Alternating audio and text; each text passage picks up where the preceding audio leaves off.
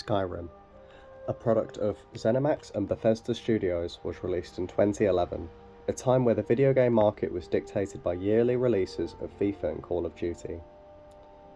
The game at release was shaky to say the least, due to the numerous amounts of bugs.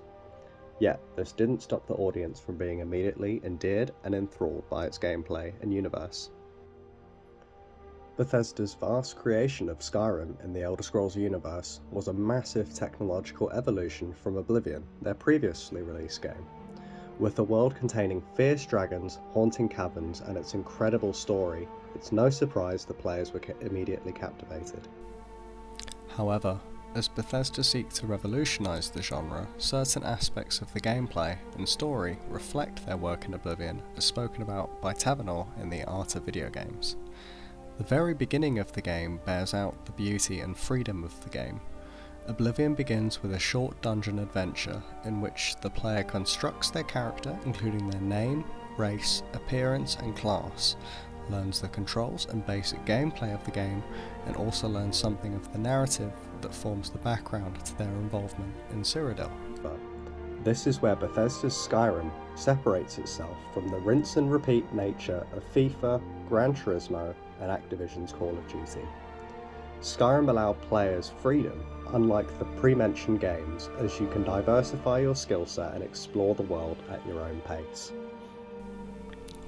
This is an aspect of the open world RPG genre, as spoken about by Williams Patterson in Once Upon a Pixel. As they state, these games typically contain a main storyline or central quest, as well as other sandbox elements such as side quests, skill challenges and in-game interaction with a variety of characters. Furthermore, the freedom that Bethesda equipped players with is what makes Skyrim arguably still the greatest role-playing game of all time.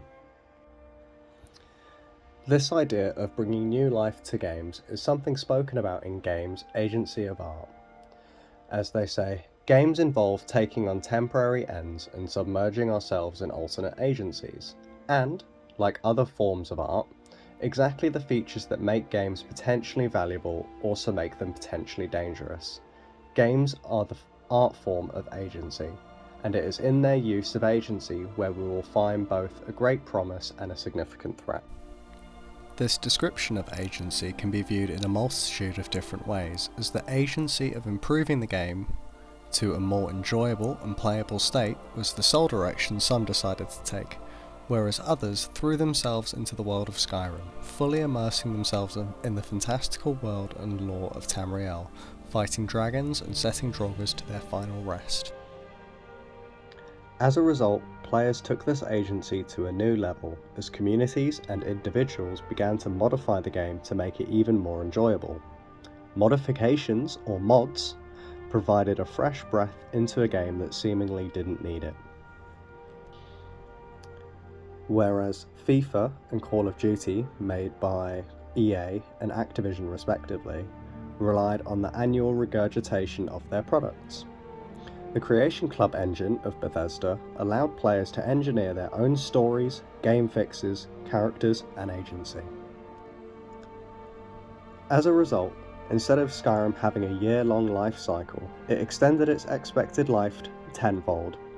This is shown through Skyrim's multiple re-releases across multiple console generations, making additions and corrections to the engine as well as promoting their new DLCs to extend the game's life. Yet it would be quick to say that by making additions or improvements onto the original game, it is no longer the same game. On the contrary, it serves as an example as to what can be done by allowing players to create their own agency with a video game universe, instead of it just being as black and white as put the ball in the back of the net or killing waves of regenerating players in a game of team deathmatch. This is a topic spoken about further in The Art of Video Games, with, in Oblivion, the character is the focus of the gameplay, and playing the game amounts to adding to the character's qualities both in terms of personal history through the quests that one plays, and in terms of the additional abilities and powers that the player achieves as they ascend through the character levels. Furthermore, the player's ability to conduct actions of their own free will in order to progress their character, explore a new skill tree, or just to have fun, is a centerpiece in the RPG genre. Yet, just as the player has the sense of free will, the creators of role-playing games such as CD Projekt Red, Ubisoft and Bethesda seek to recreate this belief by instilling some direction and personality into the world around them. As spoken about in Simulating Good and Evil, Schultzke attempts to portray the sense of community in Skyrim as they state, "Picking up someone else's property can lead to an entire town to turn against players in Skyrim, as establishes just as strong a sense of moral approach. Here, the boundary comes not from a direct punishment in the game itself, but instead from a norm that consistently enforced by NPCs acting collectively."